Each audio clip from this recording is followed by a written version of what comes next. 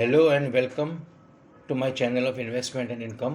कोई दो तीन चार जनों ने क्वेरी भी पूछी है कि अब मेटल में क्या करना चाहिए, क्योंकि शायद कोई लोगों ने मेटल्स ऊपर के भाव में खरीदे हैं और सारे के सारे मेटल स्टॉक्स बहुत नीचे आ गए हैं, काफ़ी नीचे आ गए और सडन नीचे आ गए हैं। तो मैं पहले आपको ध्यान मेरा दोहराना चाहता हूँ। मई 10 की मेरी पोस्ट है, माई पोस्ट ऑफ 10 में, that the super commodity cycle in metal seems to be over. Metal sector, पूरी दुनिया में जो भाव बढ़े थे मेटल में, वो ख़त्म होने को आए हैं। वो टेंथ मई को मैंने पोस्ट किया था। भाव अनरीजनेबली ज़्यादा बढ़ गए थे और सस्टेनेबल नहीं था। वो जो मेटल यूज़ करती है इंडस्ट्री, उन्होंने बहुत सारा उनका यूज़ करना ही बंद कर दिया था। वर्ल्ड वाइड छोटी छोटी कंपनियों ने, जो जिसमें 1000 किस्म के मेटल लगते हैं, बाई प्रोडक्ट्स लगते हैं, वो लेना ही बंद कर दिया था। उनको परवड़ता ही नहीं था।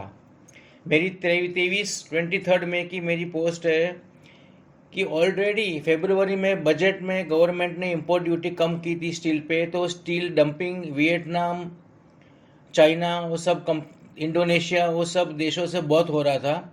तो अपनी कंपनियां डिफ़िकल्ट सिचुएशन में थी कि वो भाव जो लोग डंपिंग करते हैं उसके साथ कैसे मैच करें। उसके बाद गवर्नमेंट ने एक्सपोर्ट ड्यूटी बढ़ा दी फिनिश प्रोडक्ट पे। तो अपना भाव इतना बढ़ रहा था कि वो सस्टेनेबल नहीं था एक्सपोर्ट करने के लिए। अपने स्टील प्लांट्स जो बने हैं बड़ी बड़ी कंपनियों के, जैसे पूरा जिंदल ग्रुप है या टाटा स्टील है, वो वर्ल्ड क्लास प्लांट्स है, कैपेसिटी भी यूज है। मगर अगर कोई ऐसा रिस्ट्रिक्शन आएगा तो वो लोग नहीं माल बेच सकते। उनको माल बेचना अपने देश में उन लोगों को लोकल डंपिंग करना पड़ेगा। उसके कारण भाव नीचे तो आ ही गए हैं हिंदुस्तान, अपने देश में। अभी मैं आपको चार्ट दिखा रहा हूँ। ये चार्ट है, सारे के सारे वीकली टाइम फ्रेम में है। इसलिए मैंने वीकली चूज़ किया है कि आपको कम से कम मूवमेंट दिखे और साफ सुथरा चार्ट दिखता है वीकली में, समझ में इजीली आवे उसके लिए। I have taken time frame was weekly because the whiplash is volatility is less. Now this is the chart of Tata Steel. You see this where the marker is, pointer is the high of the price of Tata Steel.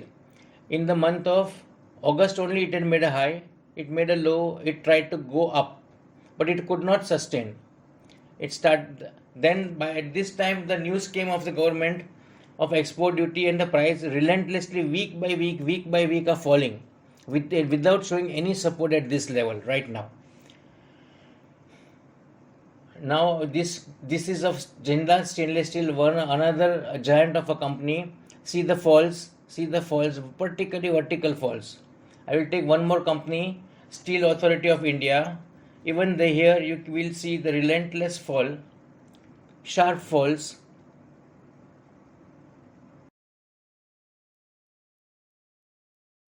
This is the downward journey of this SAIL, Steel Authority of India also. It is not only that the ferrous metal industry is coming down. Let us take an example of Hindalco.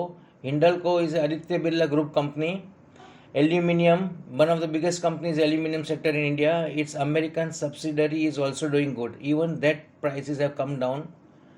Whether it is lead or tin or zinc, all metals around the world have fallen in the last 3-4 months. Now what does this say? Any sort of metal prices beyond a point are not sustainable.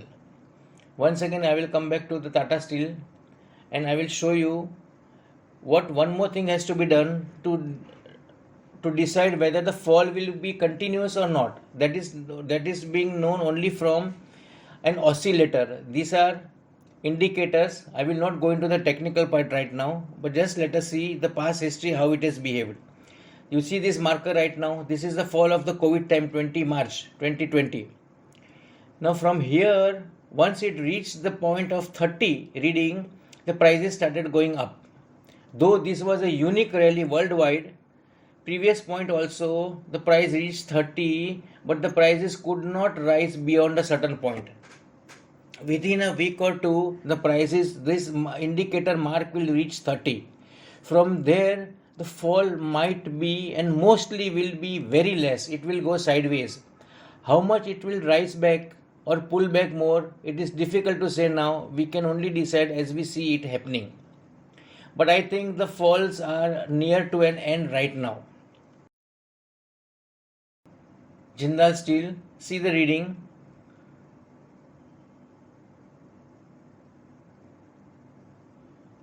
Same thing, COVID time March 20, when it reached 30, that was the bottom. Here now also it is going to reach 30 in a week or two at the most. If the fall continues, even if it goes sideways, this mark what we see 31.81 will go to 30. These are very important indicators to know, learn, judge as to how much further falls can happen, or whether there is an indirect strength which we are missing to see is being shown or not. और दूसरी कोई ताकत है इसमें जो अपने को नहीं दिख रही है और बॉटम बन रहा है, इससे नहीं गिरेगा, ये देखने के लिए यही इंडिकेटर्स काम आते हैं. So I think most of the scripts are showing that the falls might from here might be very limited, at least temporarily.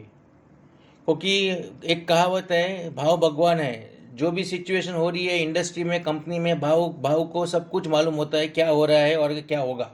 फिर आगे बढ़ते हैं. ये स्टील इंडस्ट्री में दूसरा प्रॉब्लम ये है कि ये क्वार्टर और अगला क्वार्टर प्रॉफिटेबिलिटी बहुत कम हो जाएगी. शायद क्वार्टर्स लॉस में भी जाएंगे कंपनी के, जो 2 क्वार्टर के रिजल्ट आएंगे, करंट क्वार्टर और नेक्स्ट क्वार्टर. तो फिलहाल वो क्वार्टर की वीकनेस में एनालिस्ट जो है, फंड हाउस है, उन्होंने तय किया है कि अगले एक क्वार्टर, अगला क्वार्टर तो खराब ही रहेगा और उनकी प्रॉफिटेबिलिटी बहुत कम हो जाएगी. तो आगे क्या होगा, ये प्राइस जब भी स्टेबलाइज होगा तभी अपन ले लेंगे कि अभी क्या इसमें हो सकता है. अभी सवाल ये है कि क्या इस भाव से बेचना चाहिए, should we sell at this price? No, these are fundamentally good companies, world class technology and world class production capacities.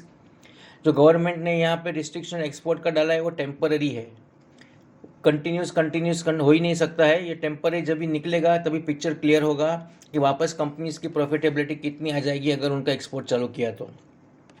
दूसरा प्रश्न ये है कि क्या इसमें एवरेज आउट करें लेना, या दूसरा इनमें पैसे है तो ये मेटल सेक्टर जो बीटन है, बहुत सारे लोग राह देखते होते हैं कि ये कंपनी नीचे आवे या ये सेक्टर नीचे आवे, बहुत तो हम ले लेंगे. तो भी मेरा ये है जजमेंट कि नहीं, ये न टाइम है अच्छी कंपनी का, न टाइम है पैनिक बेचने का, न पैसा निवेश करके कोई खरीदने का है. अभी आपको बीच में ही अभी भी रहना है, क्योंकि कोई हिसाब से कोई पिक्चर इसमें क्लियर हो नहीं रहा है अभी. जैसे जैसे अगले फ्यू हफ्ते में डेली चार्ट नहीं दिखाऊंगा, आपका कन्फ्यूजन कम होगा. अगले हफ्तों में जैसे मूवमेंट होगी मैं वापस मेटल के लिए कोई ना कोई वीडियो डाल दूंगा, या जितना मुझे मेरी समझ में है वो मैं समझाते रहूँगा. Good bye and thank you till then.